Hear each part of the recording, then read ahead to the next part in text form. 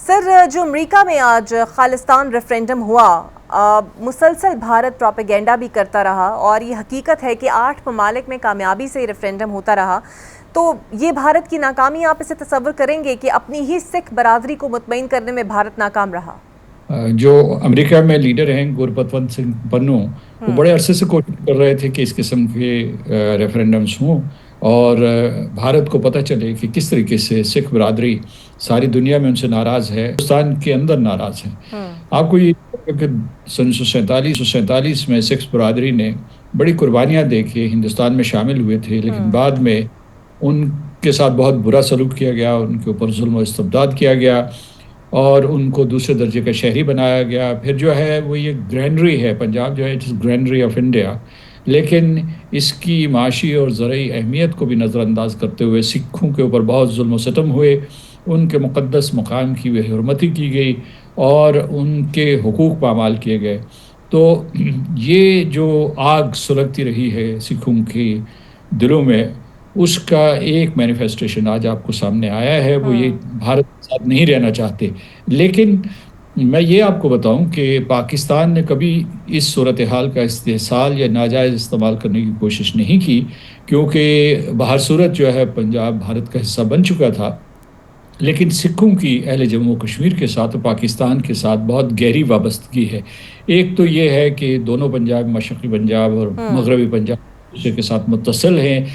روایات، ثقافت، بہت ساری چیزیں مشترک ہیں، اور اس کے بعد کچھ ایسے اقدار ہیں، ایک دوسرے کے دل ایک دوسرے کے ساتھ ملے ہوئے ہیں۔ ہم نے جو ہے ان کے مقدس ترین جو پاکستان میں مقام ہے اس کے لیے راہداری دی تھی، اس کے لیے ہر قسم کی فیسلٹی دی تھی، تو جس کی وجہ سے سکھ برادری کے ان کے دل ہم نے جیت لیے تھے،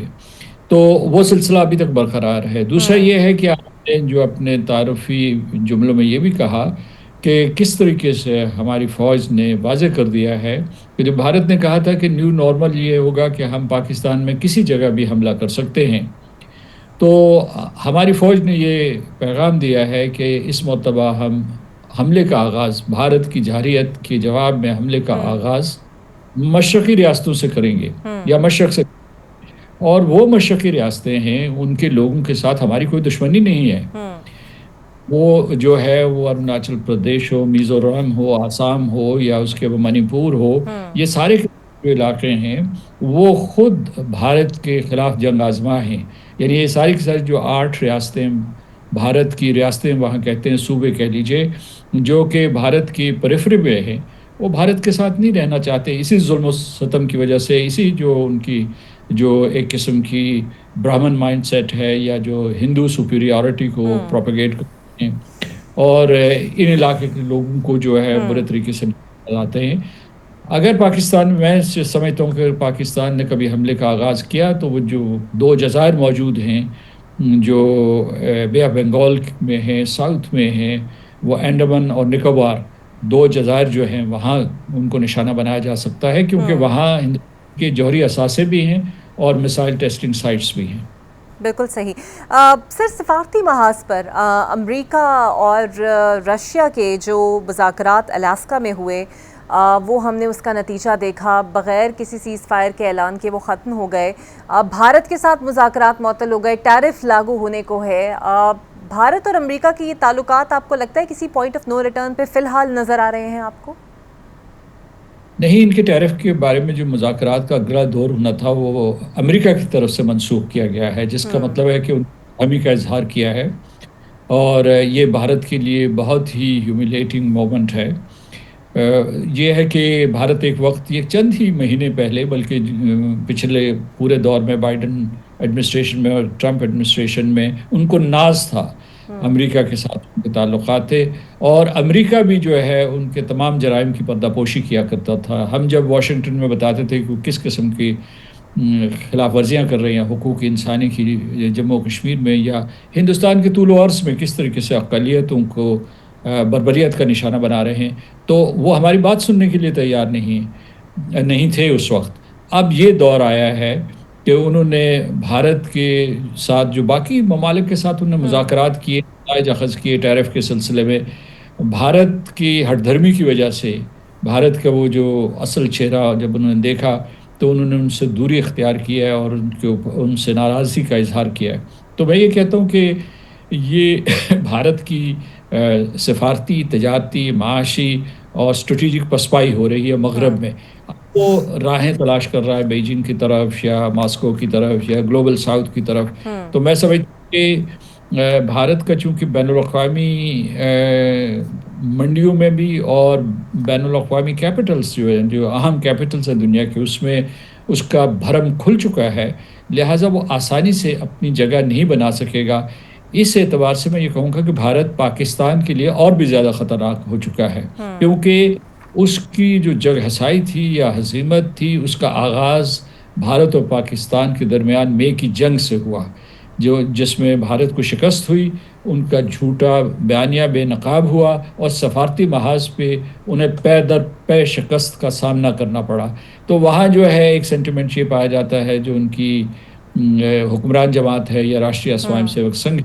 کہ پاکستان سے انتقام ضرور لینا چاہیے. تو میں سمجھتا ہوں کہ اس لیے پاکستان کو چوکنا رہنا چاہیے.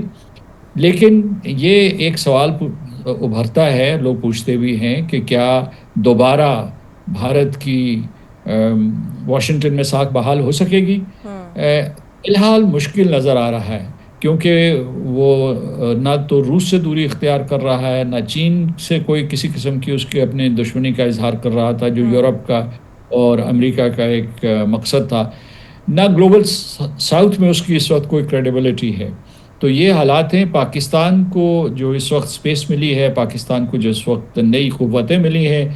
ان کا استحکام کر کے اسے بھرپور فائدہ اٹھانا چاہیے تاکہ ہماری معیشت پھلے پھولے اور ہم اسٹریٹجک اعتبار سے دنیا کے مضبوط ترین ممالک میں شامل ہوں. بالکل صحیح. اور امریکہ نے جو BLA اور مجید بریگیڈ پر کالعدم اسے قرار دیا ہے، یہ ہمارے لیے کتنا اہم ہے اور بلوچستان میں امن قائم کرنے میں ہمیں کیسے مدد مل سکے گی؟ اس پہ ہمیں بہت مسرت کا اظہار کرنا چاہیے اور ہم امریکہ کے شکر گزار ہیں کہ اس نے BLA اور مجید بریگیڈ کو کالعدم قرار دیا اور ان کو FTO فورن ٹیررسٹ آرگنائزیشن قرار دیا. اس کی وجہ یہ ہے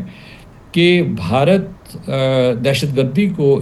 پاکستان کے خلاف اور اہل جموں اور کشمیر کے خلاف بلکہ اپنے مسلمانوں کے خلاف ہتھیار کے طور پر استعمال کرتا تھا.